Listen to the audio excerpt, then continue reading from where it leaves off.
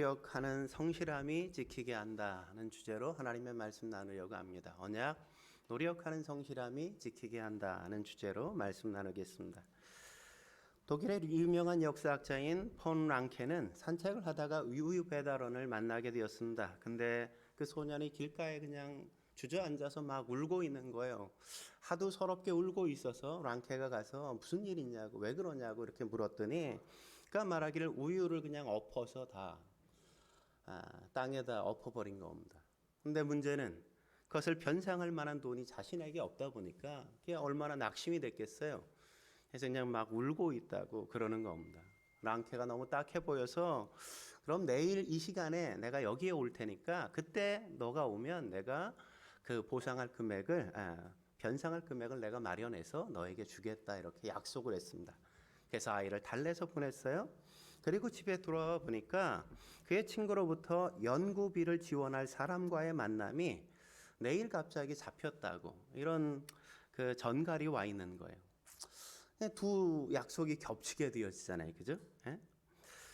사실은 랑케는 계속해서 교수다 보니까 역사학을 연구해야 되는데 역사학을 연구하려면 연구비를 지원하는 사람들의 지원이 필요하단 말이죠. 그러니까 내일 만나야 될 그 약속은 너무나도 자기에겐 중요한 약속인 거예요.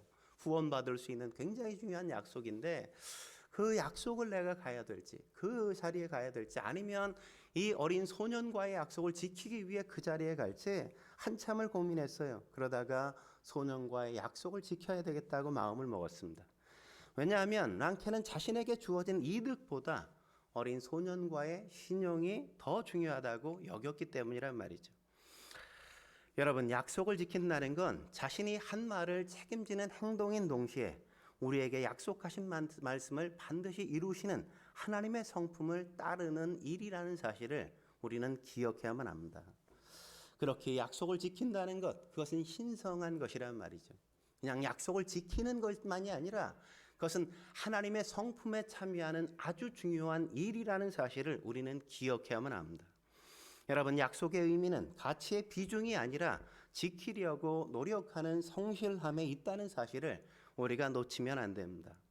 오늘 본문에 보면 우리에게 또 하나의 중요한 약속하는 장면을 우리에게 보여주고 있지 않습니까?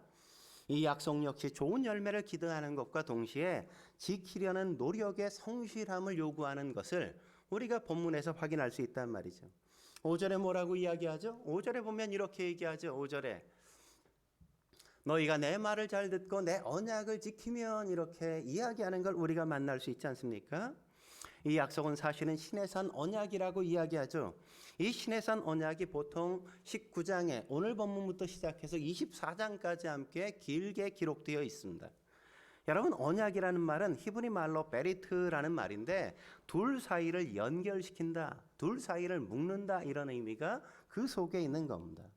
마치 신랑과 신부가 함께 만나 언약을 통해 부부가 되는 것, 하나가 되어지는 것처럼 하나님께서 지금 이스라엘 백성들과 함께 언약을 맺어 내가 너의 하나님이 되어지고 너희가 이제 내 백성이 될 거야 라고 언약을 지금 맺고 계신 거란 말이죠.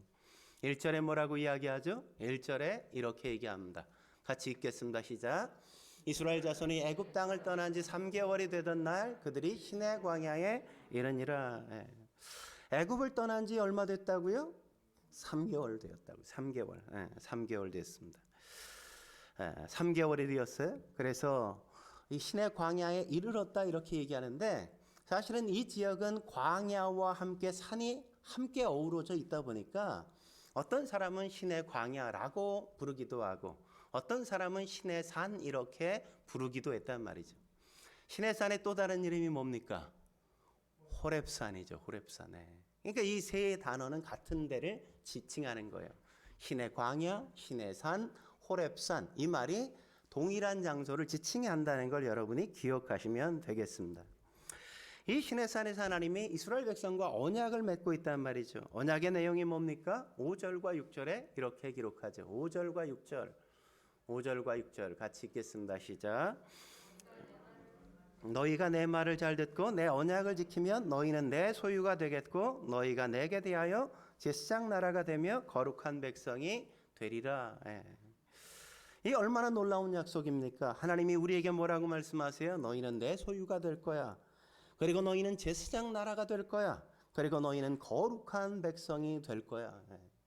이게 하나님이 우리를 향한 기대요. 우리를 축복하시는 마음이란 말이죠. 이 하나님의 언약, 이 약속이 성취되는 걸 우리가 기대하지 않습니까? 하나님이 이 약속을 우리의 삶 가운데 성취하기를 원한다면 우리가 어떻게 살아야 될까요? 첫째로 하나님의 사랑을 확신할 수 있어야 돼요. 하나님의 사랑을 확신할 수 있어야 됩니다. 여러분, 귀하게 쓰이는 사람들의 공통점을 보면 하나가 있지 않습니까? 그게 뭔가요? 그들이 그냥 하루아침에 그냥 그 귀하게 쓰임받는 자리에 앉은 게 결코 아니란 말이죠. 그들은 모두 적절한 훈련의 시간을 통과한 사람들이라는 사실을 우리가 확인할 수 있지 않습니까? 그렇기에 하나님께서는 당신의 백성들 역시도 그렇게 훈련의 과정, 훈련의 시간을 두신단 말이죠. 훈련은 절대적으로 모든 사람에게 필요한 겁니다. 물론 훈련이 쉽거나 편안한 것만은 아니죠. 때때로는 고통스럽고 때때로는 힘든 시간이 그 속에 포함되는 겁니다. 그래야만 훈련이 되잖아요. 우리의 한계선을 끊임없이 넘게 만들어야 우리가 더 성숙해지고 더 성장하기 때문에 그 한계선상에 우리를 두는 때가 적지 않단 말이죠. 그러나 우리가 거기에서 기억해야 될 것, 이게 힘들고 고통스러운 시간이지만 그럼에도 불구하고 오늘 성경은 뭐라고 얘기해요? 그 훈련의 시간을 너희가 두려워하지는 말라, 이렇게 얘기하시죠. 왜 두려워하지 않을 수 있죠? 무엇 때문입니까? 훈련받는 그 상황 속엔 하나님의 사랑을 우리가 늘 느낄 수 있고 경험할 수 있기 때문이라고 성경이 말씀하기 때문인 겁니다. 오늘 본문을 여러분이 잘 살펴보면 하나님의 훈련의 차원이 오늘 본문을 통해 이전과 이후가 완전히 구분된다는 사실을 여러분이 확인할 수 있을 겁니다. 여러분, 지금까지 이스라엘 백성들의 훈련은 어떤 시간이었어요? 이스라엘 백성들이 어떻겠어요? 무슨 문제만 생기면 불평하고 무슨 문제만 생기면 하나님 앞에 원망을 쏟아놨잖아요. 마실 물이 없다고 원망하고 먹을 것이 없다고 다 떨어졌다고 그냥 불평하고, 그게 이스라엘 백성들이 지금까지 살아왔던 삶의 모습이었단 말이죠. 그들은 전혀 하나님의 백성다운 면모를 보이지 못했습니다. 하나님을 닮은 구석이라고는 전혀 찾아볼 수 없을 만큼 세상 사람들과 전혀 구별되지 않는 그런 모습이었단 말이죠. 그러나 그럼에도 불구하고 지금까지 그들이 불평하고 원망했음에도 불구하고 하나님이 어떻게 하셨어요? 그들이 불평하고 원망하는 걸 다 받아주고 용납해 주셨다는 사실을 우리가 기억하지 않습니까? 하나님이 그들을 징계하거나 책망하거나 야단친 적이 결코 지금까지는 없었단 말이죠. 하지만 오늘 본문에 시내산 언약을 맺고 난 이후부터는 완전히 달라진단 말이죠. 하나님께서 시내산 언약을 맺으면서 하나님의 백성은 이렇게 살아야 돼라고 가르쳐 주시고, 이제 하나님의 백성답게 살지 못하게 될 때마다 그들을 징계하시는 걸 확인하게 되어지는 겁니다. 여러분, 모세가 시내산에서 하나님의 언약을 받았어요. 맺고 돌판을 갖고 내려왔어요. 그때 이스라엘 백성들이 뭐 했죠? 금송아지를 만들어 막 섬겼잖아요. 그러자 하나님께서는 분노하셔서 3,000명가량을 죽게 만드셨다고요. 그 자리에서. 여러분, 민수기 11장에 보면 디비라에서 이스라엘 백성들이 악한 말로 하나님을 원망했어요. 그러자 하나님께서 그들에게 불로 징계하시는 장면을 우리가 확인할 수 있지 않습니까?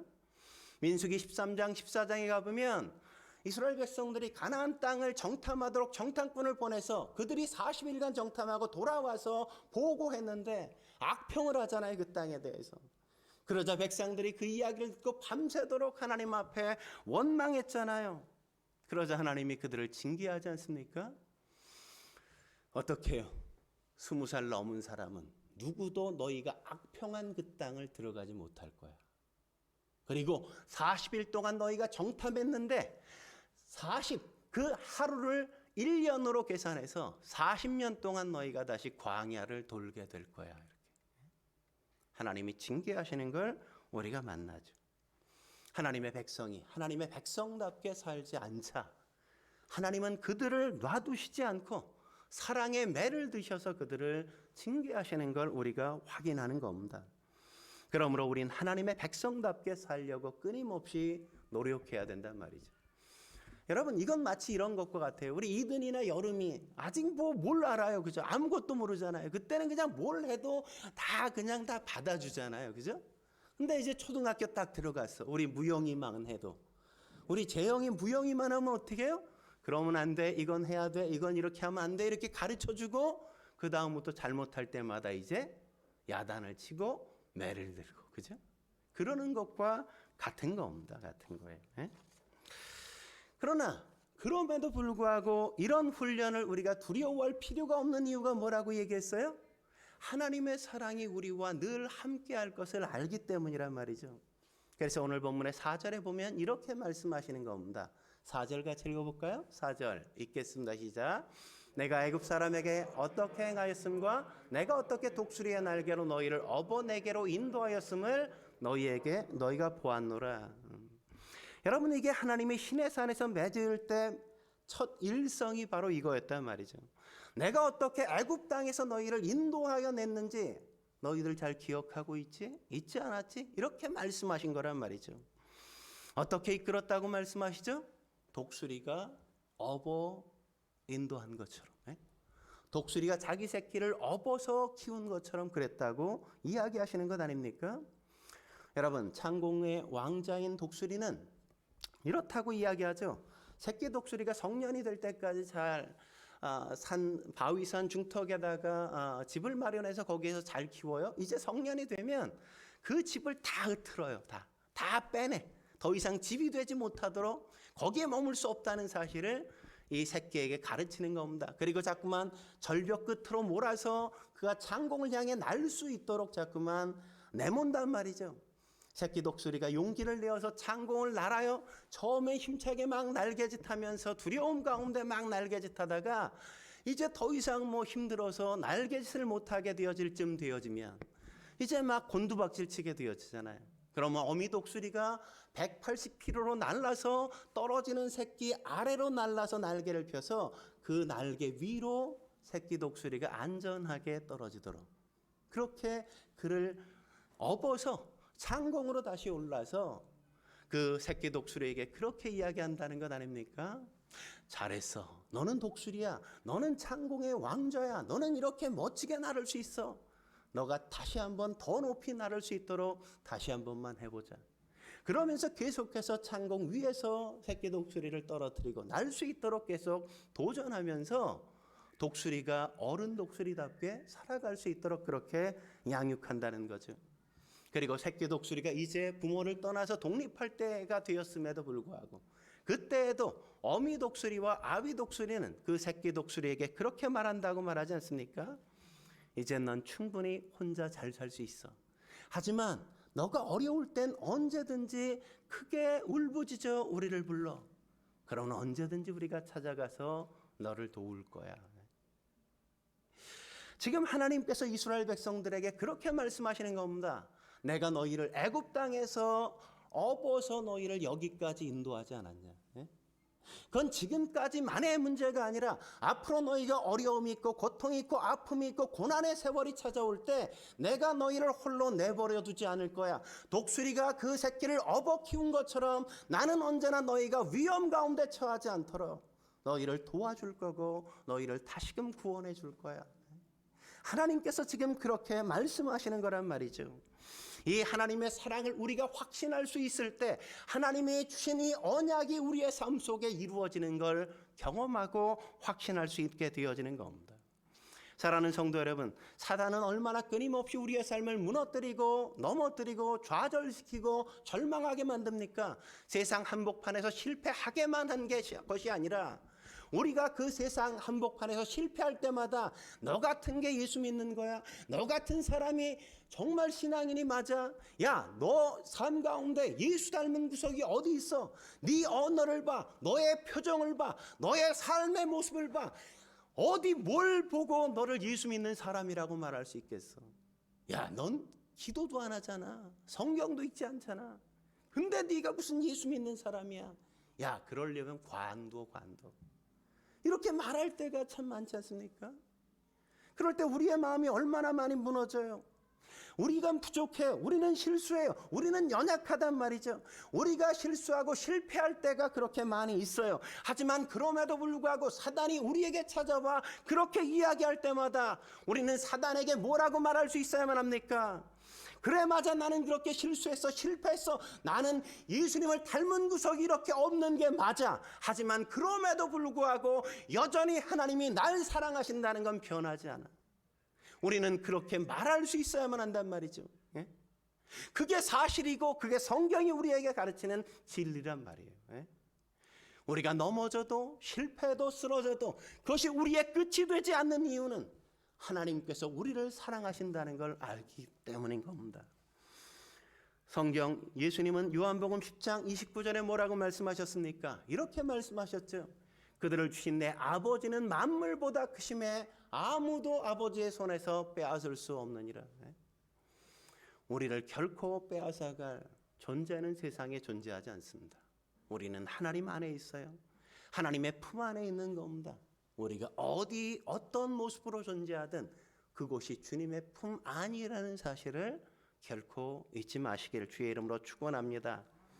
한 걸음 더 나아가 하나님과 맺은 언약의 성취를 보려면 어떻게 해야 될까요? 두 번째, 하나님의 축복을 기대할 수 있어야만 한다는 겁니다. 하나님의 축복을 기대할 수 있어야만 한다는 거죠.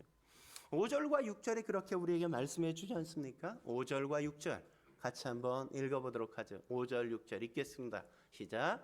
세계가 다 내게 속하였나니 너희가 내 말을 잘 듣고 내 언약을 지키면 너희는 모든 민족 중에서 내 소유가 되겠고 너희가 내게 대하여 제사장 나라가 되며 거룩한 백성이 되리라. 너희는 이 말을 이스라엘 자손에게 전할지니라. 구약학자들은 이 두 구절이 구약 성경의 가장 중요한 구절이라고 이야기한단 말이죠. 가장 중요해요. 여러분, 구약이 무슨 의미예요? 옛 언약 이런 의미잖아요. 그죠? 그러니까 하나님이 구약 성경에 많은 언약을 우리에게 우리와 맺으셨는데 그 중에 가장 중요한 언약이 뭐라고요? 바로 오늘 이 구절, 5절과 6절의 이 언약이란 말이에요. 제가 이 정도 얘기하면 밑줄짝, 별표 5개 뭐 이렇게 빨리 성경에 해놔야 되죠. 이게 제일 중요한 구절이라니까, 구약에. 하나님이 우리에 대한 마음이 바로 이거라고요. 하나님이 우리에 대한 갖고 있는 기대가 바로 이런 겁니다. 내가 너희를 이렇게 축복하고 싶어. 너희가 이런 존재가 되도록 내가 만들고 싶어. 이렇게 하나님께서 말씀하시는 거예요.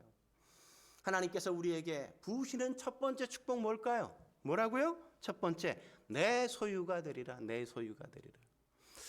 여러분, 별로 감동하지 않는데 사실은 내 소유가 되리라 이 말의 의미는 내 보물이 되리라 이런 뜻이에요. 내 보물이 되리라. 뭐 보물을 너무 많이 가지셨나? 별로 그래도 감동을 하지 않아. 내 보물이 되리라. 그러니까 그냥 소유가 아니라 아주 특별한 소유, 아주 특별한 보물이 되는 거야 너희가. 이렇게 얘기하시는 거예요. 이 언약 후에도 성경은 계속해서 이 말씀을 반복하고 있는 걸 우리가 확인할 수 있지 않습니까? 신명기 18장 18절에 이렇게 약속하죠. 여호와께서도 내게 말씀하신 대로 오늘 너를 그의 보배로운 백성이 되게 하시고, 아까 내 소유를 여기서 뭐라고요? 보배로운 백성. 이렇게 똑같은 의미예요. 똑같은 단어예요. 똑같은 단어. 여러분, 우리가 보물을 발견했을 때 어때요? 그냥 보물이네 이래요? 이게 뭐야? 이러는 것처럼, 그죠? 그러잖아요. 그죠? 하나님이 우리를 보실 때 어떻게 바라보신다고요? 우진이야. 이렇게. 그렇게 보물을 발견한 것처럼 경이롭게 너무 놀랍게 그렇게 바라보신단 말이죠. 우리는 하나님에게 그런 존재라고요. 우리는 희희한 존재가 결코 아닌 겁니다. 옆 사람과 함께 인사 나눌까요? 당신은 보물이셨군요. 이렇게 한번 인사하겠습니다. 네. 당신이 보물이셨군요. 근데 왜 보물처럼 안 봐요? 무시하는 겁니까? 하나님은 우리를 그렇게 바라보신다. 보배로, 보물로 여기신단 말이죠. 다시 한번 인사 나눌 때 몰라 봬요 죄송합니다 이렇게 사과하겠습니다. 두 번째 축복 뭘까요? 두 번째 축복 하나님 나라가 제사장 나라가 되리라. 제사장 나라가 되리라고 약속하셨죠. 그래서 제사장은 어떤 존재예요? 자기를 위한 존재가 아니라 다른 사람을 위한 존재가 바로 제사장이란 말이죠. 제사장이 하는 일들은 다른 사람을 위해서 하는 일들이란 말이에요.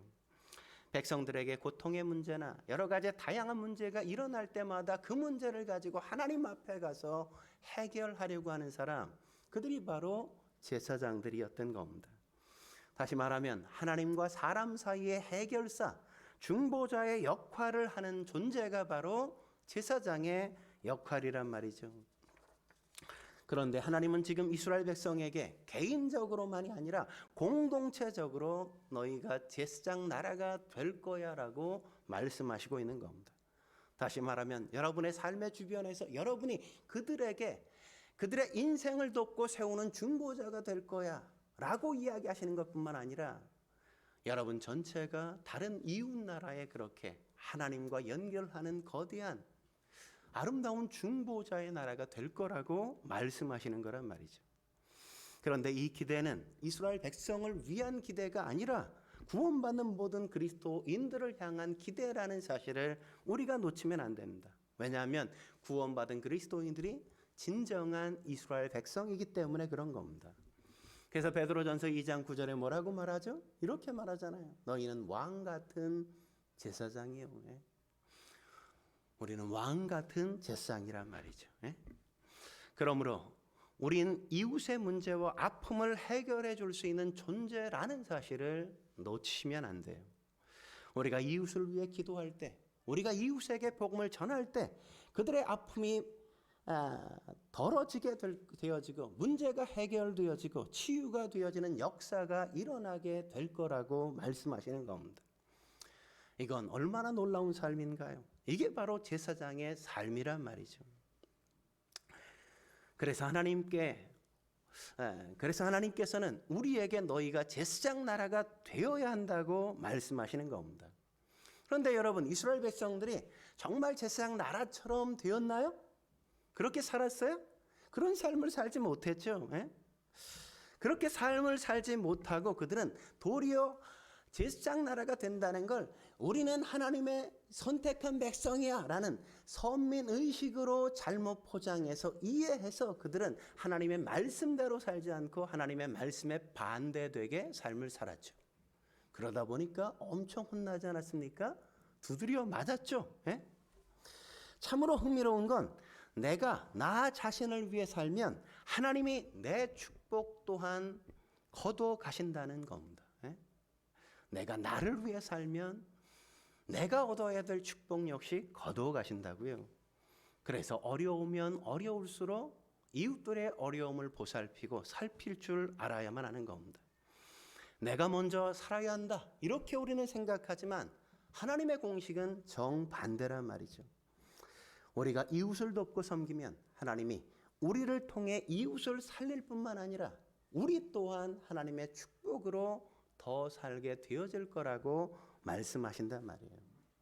이렇게 할 때 우리의 존재 가치가 빛나게 되어지는 겁니다. 세 번째 축복 뭘까요? 세 번째 축복은 거룩한 백성이 되리라 이렇게 약속하셨죠. 여러분, 거룩하다는 말의 뜻이 뭐예요? 거룩하다는 깨끗하다는 말의 의미도 있지만 사실은 더 중요한 의미는 성별되다, 구별되다 이런 의미예요. 그러니까 성별되다, 구별되다는 건 뭘 전제로 하는 겁니까? 내가 어떤 뚜렷한 목적을 가지고 뭐를 따로 구분해 놓는 걸 이야기한단 말이죠. 여러분, 제 이 넥타이, 제가 넥타이가 한 100여 개 정도 있는 것 같아요. 50개는 분명히 넘고 100개는 안 될 수도 있는데 굉장히 많아요, 제가 넥타이가.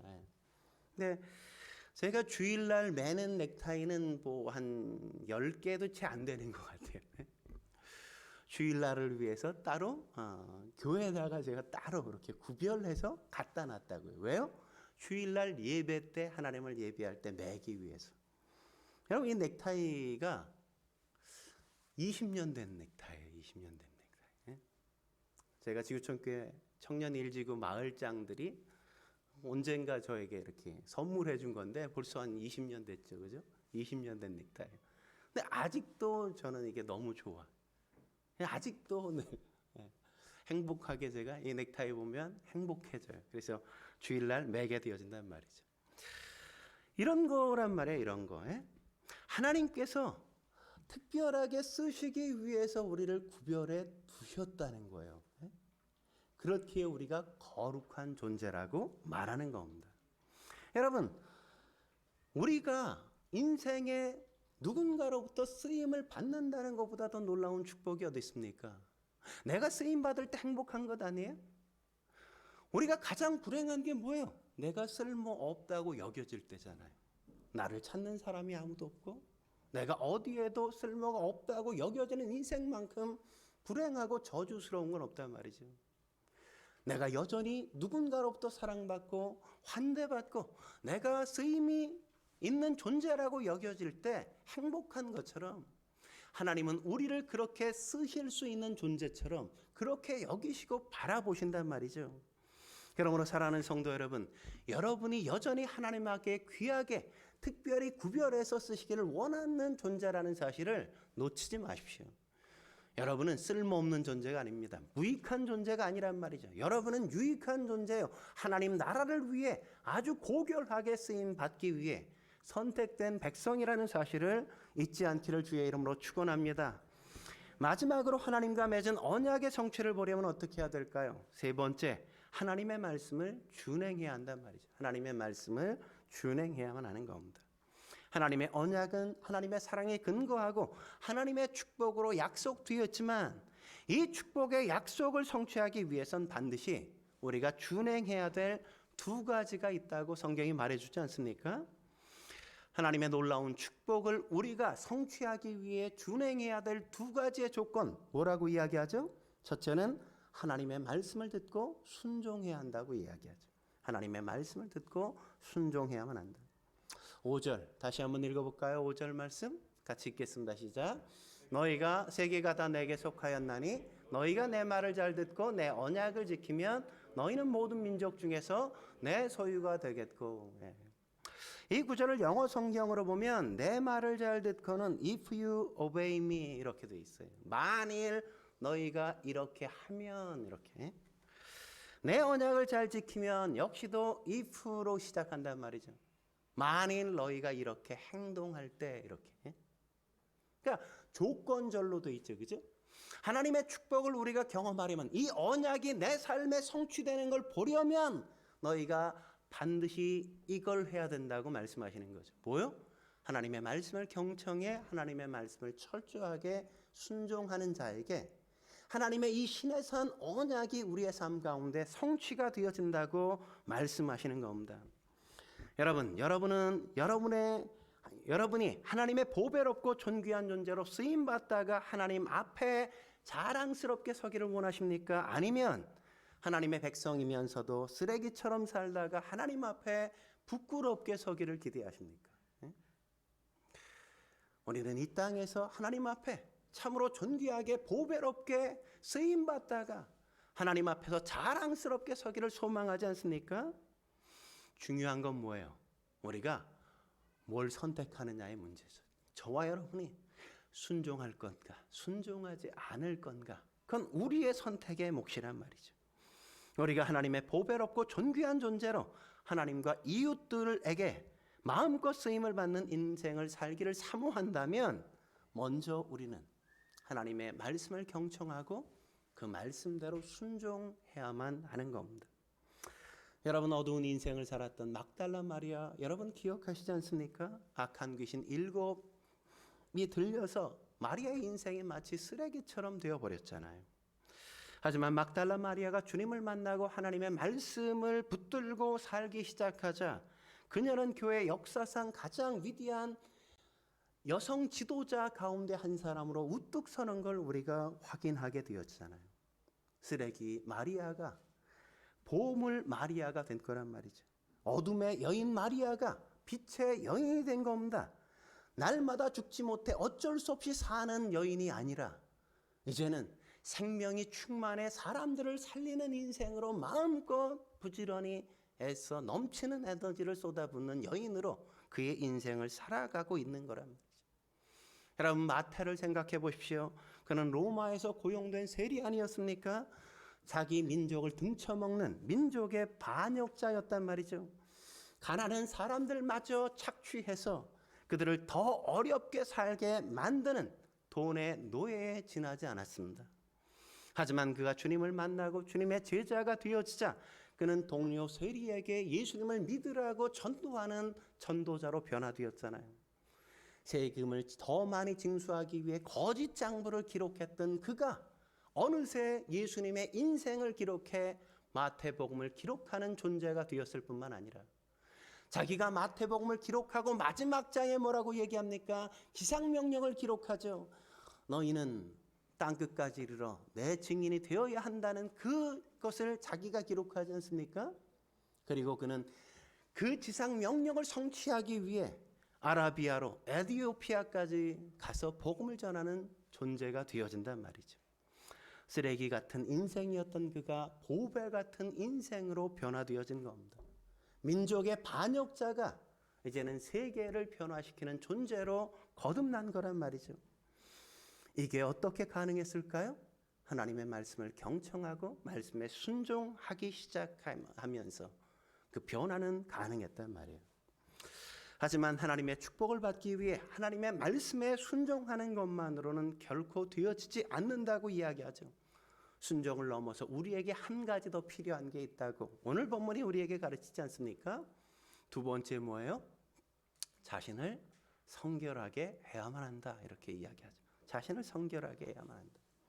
9절 이하에 보면 계속해서 반복되는 단어 하나가 있습니다. 10절 같이 볼까요? 10절에 보면 어떤 빨간 대목 보면 그들을 성결하게 하며 이렇게 얘기하죠. 14절 볼까요? 14절에도 보면 뭐하게? 성결하게 하니. 22절인가요? 22절대로 뭐라고 얘기합니까? 성결하게 하게 하라.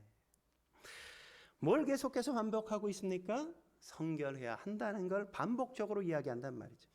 우리가 정말 하나님의 백성으로 쓰임받기를 원한다면, 우리가 축복을 나누는 백성이 되려면, 하나님 앞에 보배롭고 존귀한 존재가 되기를 원한다면 너희가 먼저 뭘 해야 된다고요? 성결해야만 한다고 계속해서 강조하고 있는 거죠.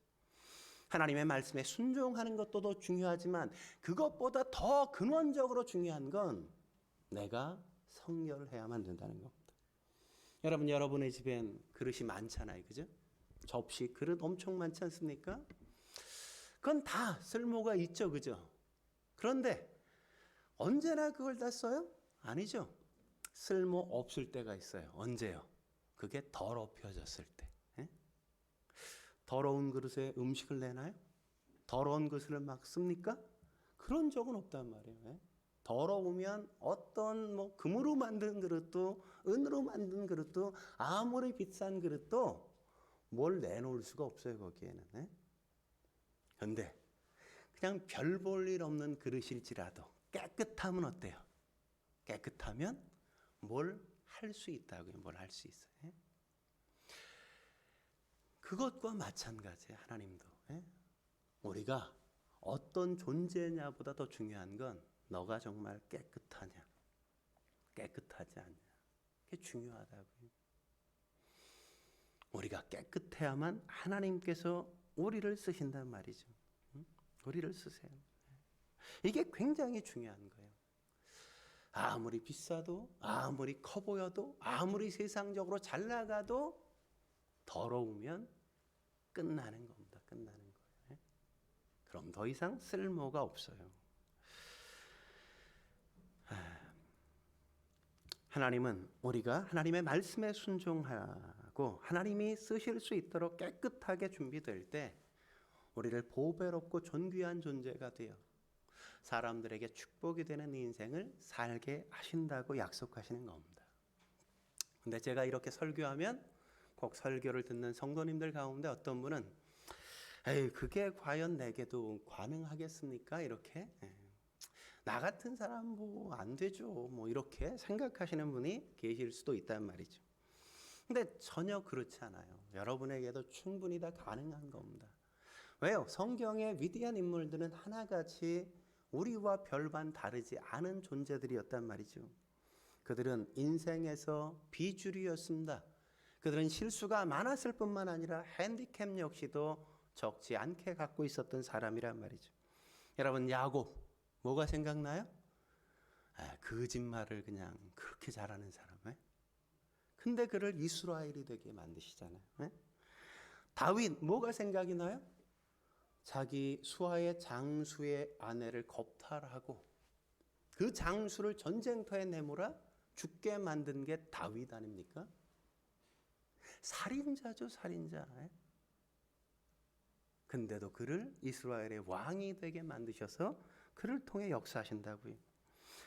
노아, 당대의 의인이었지만 그는 술에 취해서 자식들에게 저주를 할 수밖에 없는 비극적인 운명을 그가 맞잖아요.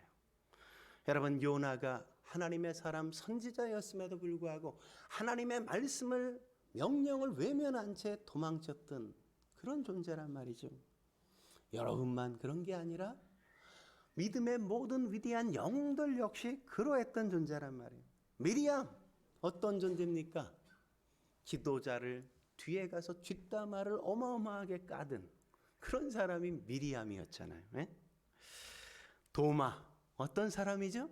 예수님을 늘 가까이 따랐지만 여전히 마음속에 의심을 품고 살았던 존재잖아요.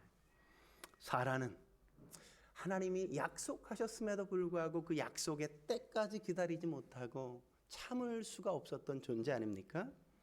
엘리사는 수시로 우울증에 걸려서 우울해하고 푹 가라앉아 살았단 말이죠.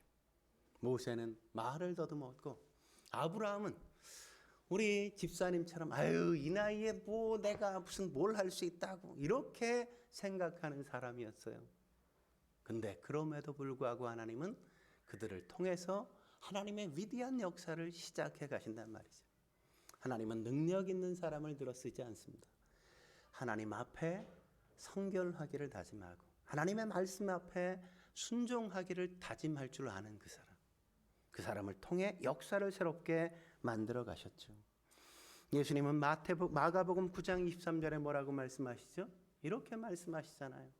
할 수 있거든이 무슨 말이냐? 믿는 자에게는 능히 하지 못할 일이 없느니라. 우리가 순결하게 삶을 살고 하나님의 말씀에 순종해 살기 시작하면 능히 하지 못할 일이 없게 될 줄을 믿으시기 바랍니다. 바울이 빌립보서 4장 13절에 뭐라고 말씀하죠? 내게 능력 주시는 자 안에서 내가 모든 것을 할 수 있느니라. 내가 모든 것을 다 할 수 있어. 이렇게. 나 같은 게 뭐 이런 생각을 하지 마시라고요. 바울은 나같이 스데반을 죽이는 자리에 앞장선 나 같은 존재도 죄인 중에 괴수 같은 나도 배설물 같은 나일지라도 하나님이 이렇게 들어 써주시지 않았냐. 그분 안에 우리가 거할 수 있다면 여러분 역시도 모든 것을 다 할 수 있을 겁니다라고 이야기하잖아요. 사랑하는 성도 여러분, 그러므로 하나님의 말씀에 순종하실 수 있길 주의 이름으로 축원합니다. 기도하시겠습니다. 거룩하신 하나님 아버지, 우리에게 주어진 이 놀라운 약속을 우리가 잊지 않도록 주여 도와 주옵소서. 하나님이 우리를 향한 기대와 소망이 어떤 것인지, 우리를 향해 축복해 주고 싶어 하시는 것이 얼마나 놀랍고 경이로운 것인지 오늘 다시 한번 성경을 묵상하면서 알게 하시고 확인케 해주시니 감사합니다. 변함없는 놀라운 사랑, 예수 그리스도를 십자가에 못 박아 나를 구원하셨다는 그 놀라운 사랑을 언제나 변함없이 잊지 않게 주여 도와 주옵소서. 하나님이 우리를 축복하시는 너희는 내 소유가 되겠고 제상 나라가 되며 거룩한 백성이 되리라. 이게 하나님이 우리를 축복하시는 축복이라는 사실을 잊지 않도록 주여 도와 주옵소서. 늘 말씀에 순종하며 자신을 깨끗하게 구별하여 하나님 앞에 살아가는 저희가 되게 주여 도와 주옵소서. 이런 우리의 인생, 우리의 삶을 통해 우리의 이웃이 복을 받게 하시고 세상이 복을 얻는 놀라운 역사가 시작되어지도록 주여 은혜를 더해 주옵소서. 함께 하실 주님을 기대하며 예수님의 이름으로 감사하며 기도드립니다. 아멘. 찬송가 211장 함께 드리